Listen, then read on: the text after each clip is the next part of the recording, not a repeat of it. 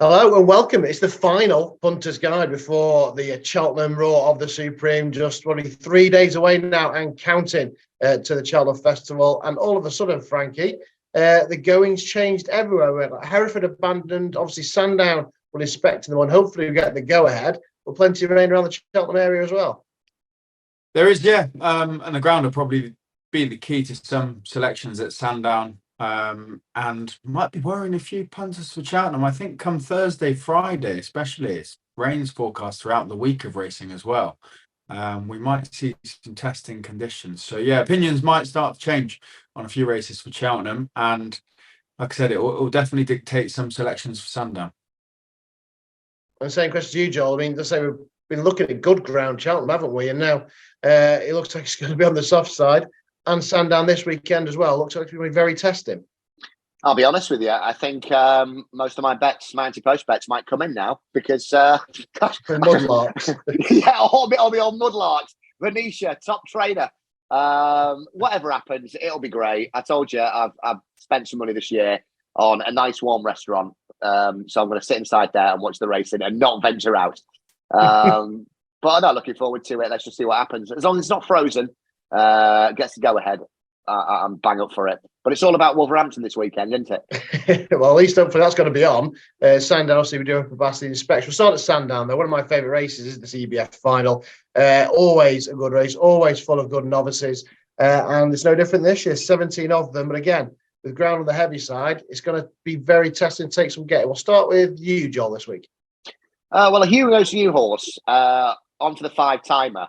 Obviously, really progressive, nice horse, keeps winning.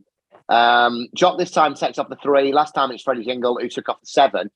So I'd leave that one alone. I think one here, Churchill's Boy for Nick Gifford and James Davis. I really like James Davis, the jock. He's been around for donkeys, it seems like. He started with Jody Mogford, and I thought he was going to be a star as well. Really like James Davis. You always get a price because it's Nick Gifford.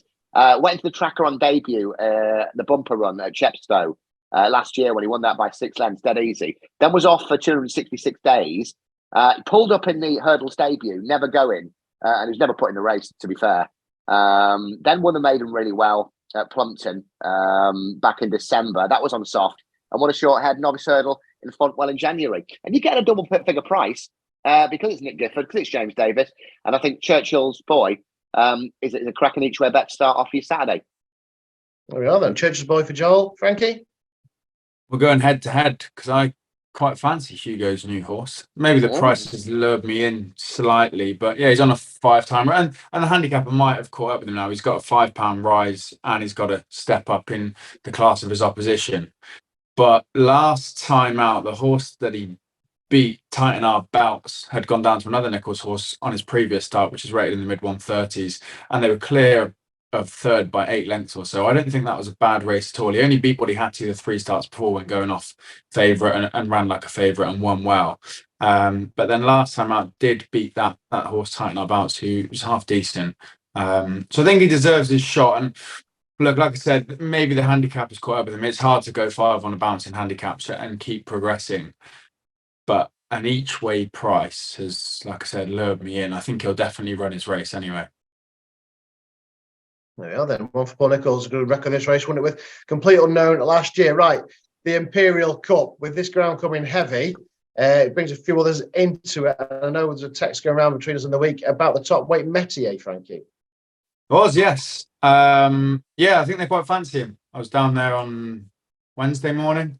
They got him entered up for this load of handicaps at Cheltenham, and they basically said wherever the ground is most testing will go there, and if Sandown does get soft or heavy as I think it is now, they definitely fancy their chances. It's a horse you've got to get right. You know, his form is patchy, but if you get him on soft or heavy ground, you get him going right-handed, they're happy with him at home, then it seems like all systems go for me. So yeah, I'll probably have a bet on this on the nose as well. I know he's an each way price, but he's won 5 starts, he's never placed. He seems to either win and win well, or he's tailed off. So yeah, a bit of a sexy price. All things are well for him to go and win this race. It's obviously incredibly competitive, and you know, 100k race it's always going to be. But like I said, you got to catch him right, and I think Saturday is a day when he deserves his chance. Yeah, on the top weight for Frankie will take some getting though. Joel, the Irish have got a run in. They won it last year. What do you fancy? Yeah, I got it down to 3 or 4 here. Peter Fahey won it last year. Was Zoffany Bay's in there. I think that'll be staying on late. Soaring Glory, handicappers give this horse a chance at 143. Always travels so well. I love this horse and hate it at the same time. Travels so well. Makes a mistake at a vital time, doesn't it? The positive is goes well in bigger fields. But are we not all looking for the plot horse here? Who won this 2 years ago? It gets a mention every week. Langadam. Playful Saint. So it was exactly a year ago when he first ran for Harry Skelton. It fell in by short head, didn't it? Weatherby. It picked up a slight injury there, off for 7.5 months, came back at Chepstow, held up, travelled beautifully, went well odds on him running, then blew up. Sandown in the soft in December, was beaten by Love Envoy. And I think this is the big thing for me. By only 3/4 of a length. Love Envoy was carrying a stone more, and Hon Public was back in third. Only went up £3 for that, and then bolted up at Leicester end of December on heavy ground by 12 lengths. He's now up to 135. I think this is just a plot horse for the Skeltons. So I would go for this, but I couldn't put you off. Metier, Zoffany Bay staying on late, or take a chance on Soaring Glory with that handicap mark. But I think if this wins hard held at the weekend, I'll be shocked. But I'm sure there'll be a big Dan and little Harry that won't be. Yeah, he looks like every chance as they play for say second here as well to Lovemvo. Right, the Mares Bumper, the listed contest, the big race at 3 o'clock. Again, I say it's going to be on heavy ground, just like it was last year when Lucia was triumphant. 9 set to go to post. Virgil represented. Nigel Smith-Davis got one, and Harry Fry as well. Did you say much about Good Time Crew the other day, Frankie? No, which is I'm going through the list. It's probably the horse I come down on. You know, you haven't got a lot to go off here. Most of them have won a Class 5 last time out, and they've had 2 or 3 career starts. I was only down there really to cover Love Envoy, and I only saw one lot work, so I didn't get a whole lot out of him. But I was sat in front of his entry list, and I don't know how I've missed this actually, because that's how we got on to talking about Metier, because I ended up sat in his chair and had all his entries there. But I didn't get a mention at all. However, going and watching back the racing from those in the field, if you watch back this horse winning last time out, God, it gave Johnny Burke a hard time. It was slow away, 4 or 5 lengths off the pace for the first half of the race, wouldn't settle. I mean, he had a job just to get this horse racing. And then even when he asked it to quicken a little bit, she's come from last all the way to maybe 5th or 4th, and still doesn't really look like she's got her head down and started racing yet. Head's up in the air. She looks like quite tricky. And then when given just one tap with a whip, she did quicken. So the talent, I think, or the ability is there. She's obviously quite tricky, but that would have done her some good. And coming back against probably the one that you think maybe would have the most improvement. But having been there Wednesday morning, I didn't hear her name once. Or if I did, I wasn't listening. So yeah, Good Time Crew for Harry Fries, but I couldn't give you anything else or any inside knowledge for it. Good having these ears to the ground, isn't it, Joel? yeah, it's good that. I mean, imagine standing there and having a couple of pints with Willie Mullins and then just not asking about where his horses are going to go. He wouldn't tell you anyway, would he? Hey, Phoenix Way. That come on, we're back on the Phoenix Way train. I made sure I asked about him. That's fine. I was looking last night, and this is not my bag at all. I was looking at the last run at Wincanton for Good Time Crew and Larchmore Lass for Nichols last time. There was only half a length between them. And it looked like Larchmore Lass was just, I think he'll come on for the run, to be honest with you here. Or she will rather, to be the Mare's bumper. I've just put a meeting to veg on. The whole race wouldn't be for me, but the prices, I'd have a little chat, a little blast on Larchmore Lass, just because it's a bigger one, the prices between that and Good Time Crew. But it's not a race that I have a strong opinion of, so I'll shut up and move on. Cool. Right, we'll shall move on to the 3:35 because it's a novice handicap chase, 6 runners. Joel, are we all aboard the Venetia train because the mud's flying? Yes, it is, and the softer it gets, I think this is nap of the weekend material. If I didn't have something else for you, easy as that will be easy as that for Venetia and Charlie. Get the bandwagon rolling for Cheltenham. She had a decent Cheltenham. Was it last year or the year before? It was really decent. Coming to form, I think it takes all the beating. Won the last two. Easy as that. We'll win. It's easy as that. Is it easy as that? As easy as Joel says, Frankie? I think so. Yeah, ticks the right boxes. Won last time out pretty easily. Has one on soft, heavy. Venetia horses go well in the mud. It will be by 3:35 on Saturday. It'll be very testing, and this horse should enjoy that. And strong favourite, I think. Easy as that. It really is easy as that then in the 3:35 at Sandown. Right, let's look at the stand action quickly at Wolverhampton. 3 races for the ITV cameras there. Starting with a sprint at 1:30. I'll let you go first this time, Frankie. Yeah, just getting him up. Exalted Angel was a horse I put up and I gave it a chance over, I think, the 5 furlong. I didn't quite perform as good as it can over 6, but it's come third, second, and third the last 3 starts over 6 furlongs. 2 of those in listed races. My worry is the amount of time this horse comes second. He doesn't get his head in front for the amount of times that he's in the placings, but I'll be happy to have a go considering it's an each way price. If it comes second at a decent price, then you're not too fussed, and I think it deserves his shot in a race of this quality. So yeah, Exalted Angel. The worry is he can't get his nose in front, but he is pretty consistent over 6 furlongs. For the Carl Burkyard, Joel. I'm strong on one here. Sir Robin was given a brilliant front running ride at Southall by Sam James in January. It was a really good ride, and I thought he's got a ton in hand here.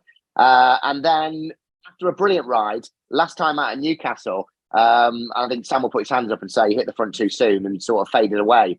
I really like Sam James. Carl Burke knows time of day, obviously, and Sir Robin for me at a price after that last run. You put that line through that last run. Sam will ride him differently. Just keep him close up there and kick at the furlong marker as opposed to 3 out. So Sir Robin is strong for me, and you're getting a price after that last run. He likes one. Sir Robin then in the 1:30. Right. Flash just around the corner of the turf because, of course, it's the Lincoln Trial here at Wolverhampton this afternoon. Good car, 13 set to go to post.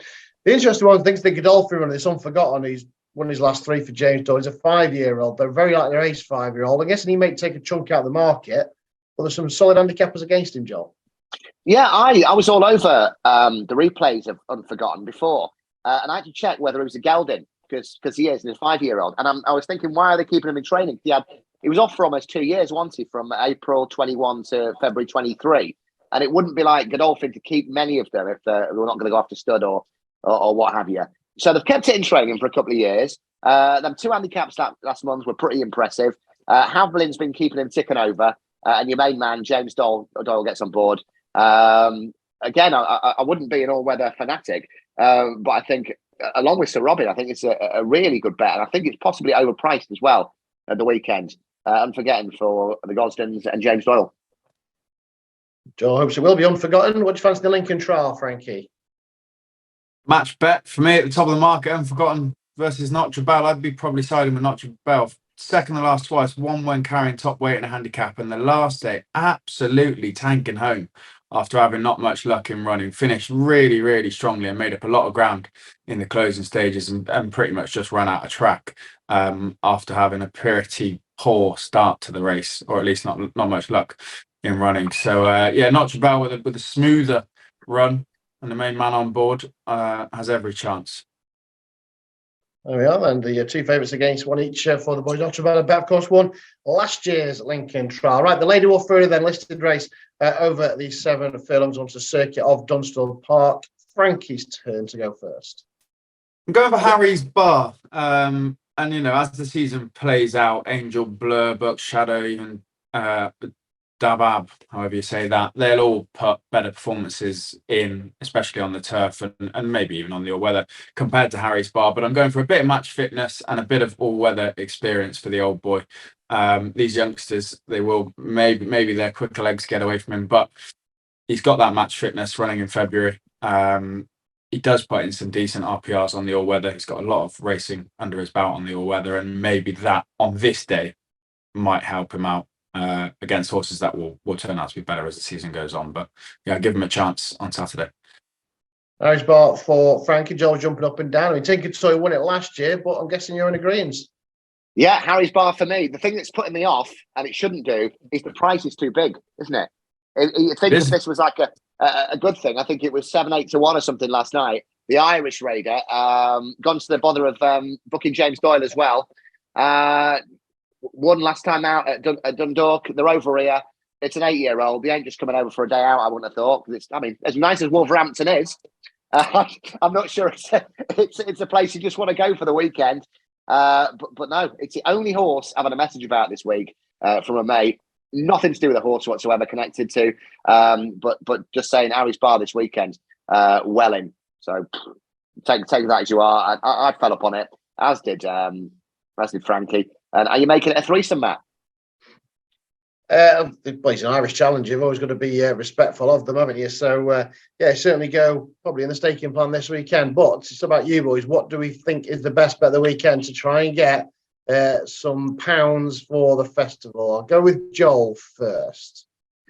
Unforgotten in the 205 Wolverhampton on the all-weather for Godolphin, Gosdens and James Doyle. Simple. Frankie? Let's go with Messier, just for the pure fact it's a big price and it's 3 days before Cheltenham. And if you bang a 10 to 1 winner in, then you're laughing. So happy days. Unforgotten for Joel, Messier for Frankie, and the best bets of the weekend. Join us Sunday night, either in a Betfred shop or on the YouTube channel for the Cheltenham preview evening. These two boys will join us once again. We'll hear from Jamie Codd, John Jarrell Jr. As well ahead of the Cheltenham Festival. Of course, he's just 3 days away now. Get underway next Tuesday. Fingers crossed Sandown gets to go ahead. Hereford already off. Keep an eye on the weather and the inspections of the racing this weekend. Whether you're back in, best of luck.